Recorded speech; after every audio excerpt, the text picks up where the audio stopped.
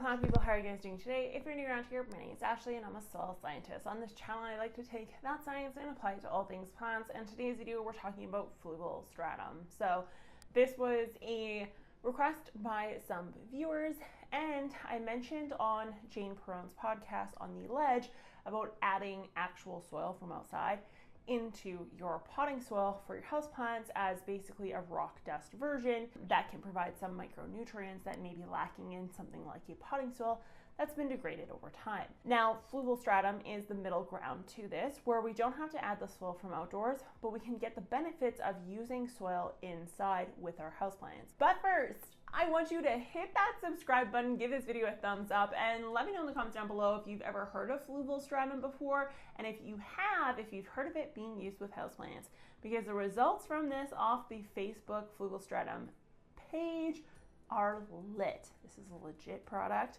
and there's some science to suggest why it's so good. But the reason why I may surprise you, it's not a fertilizer. It's what I call a soil amending addition, buffer of some sort. Let's get on with the video. So Fluval Stratum can be used in a number of different ways, hydroponically to just soil placed, and we're gonna get into the details as to what exactly this product is here today.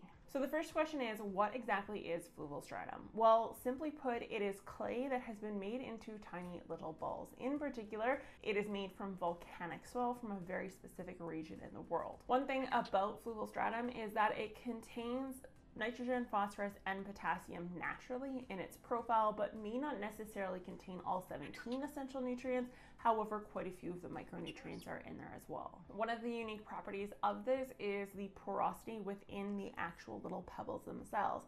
Now, this porosity provides oxygen in lower layers of the soil, similar to that of which we see with perlite and other pumice, things like that. However, it's slightly more unique, which means we get more phosphate solubilization and nitrogen cycling, which is ideal for those houseplant people that are growing in organic nutrients such as compost, manures, or vermicast. This is beneficial to you. Now, the secret when it comes to using Fluval Stratum in houseplants and why the results that you see on the Facebook page, for example, are so extreme is caused completely by the fact that the pH is ideal.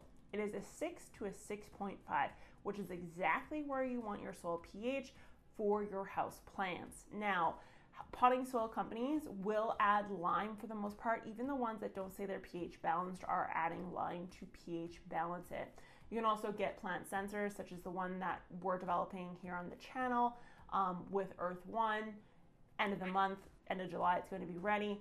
But regardless, you can test for this and see where it's at. Fluval Stratum you don't have to test with because it's automatically at a 6 to a 6.5, and it allows for a little bit of a buffer zone of any sort of soils that are below or above that to come into equilibrium. Now, the intended purpose of Fluval Stratum is to be used in fish tanks, and I've used this in the past in fish tanks for potted plant scenarios. And one thing that fish tanks are ultimately very sensitive to is nitrogen. And so any excess nitrogen can actually cause some issues in a fish tank. Meaning Fluval Stratum, while it has some nitrogen, doesn't have a ton of nitrogen. So you will still want to supplement with some form of a fertilizer, because this is not a slow release fertilizer in any way, shape, or form.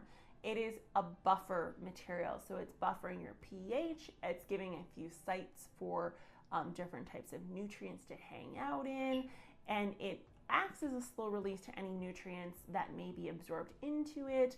But for the most part, it is not a fertilizer, so you should not treat it as such. It is simply a soil amendment that can be added in conjunction with Latrucipon or Aleca or into a potting soil, and you would want to aim somewhere between 25 to 20% by volume of the Fluval Stratum. When it comes to actually using fertilizers, I would recommend using a slow release or a liquid version of fertilizer, and you would just water with that as you would normally, and that would be probably your best bet.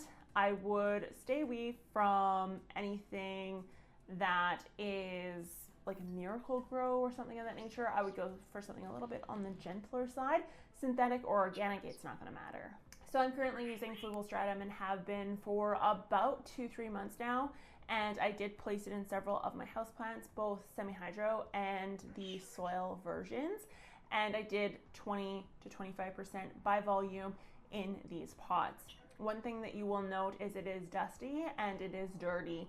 So many of you will try to rinse it, but keep in mind, this is rolled clay particles. This is not leca, lightweight expandable clay. It is literally wet clay that has been rolled, meaning if you wash it, it will go down the sink.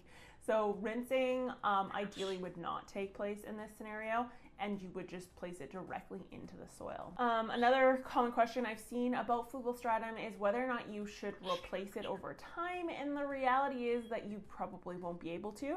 The moment it gets really saturated and incorporated in a soil system, once roots get into it, that sort of thing, you touch it with your fingers, it's going to disintegrate.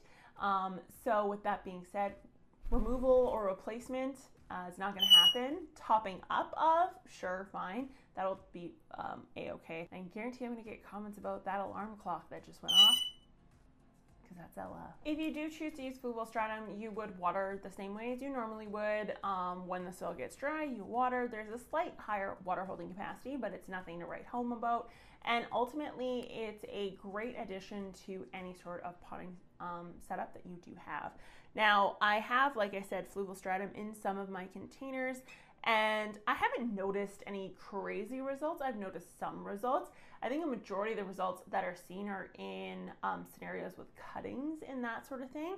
I did put it in with some of my semi-hydro, and that I am finding to work very, very nicely. The ones that I put it in for potting soil, I mean, it's really hard to say because, like I said, I just started using it 2-3 months ago, and I'm getting very similar results to what I see every spring and summer with indoor plant growth. It just takes off like wildfire. One thing I will say though is this big boy here, he's semi-hydro, and I did do the Fluval Stratum in him, combined with pH neutralized fertilizer, and this is his newest leaf. He is doing very good, and that is, when I say very good, I mean like he's doing better than what he has done any other summer of the year. So I do kind of push that towards more of the Fluval Stratum combined with the pH neutralized water and proper fertilizing techniques in that sense, but he's doing very, very good. So that's just something to keep in mind. Fluval Stratum, I think it's a great addition and everyone should go for it. I would prefer you use something like this over, you know, a liquid dirt or a Super Thrive or any of those kind of gimmicky stuff. I would prefer using the Fluval Stratum because there is science to suggest that that's going to work for you wonderfully.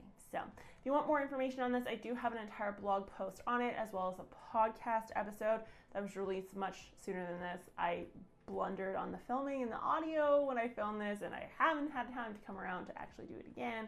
So here we are now. Thank you guys so much for watching. If you enjoyed the video, be sure to give it a thumbs up, hit that subscribe button, and I will talk to you guys next time. Bye!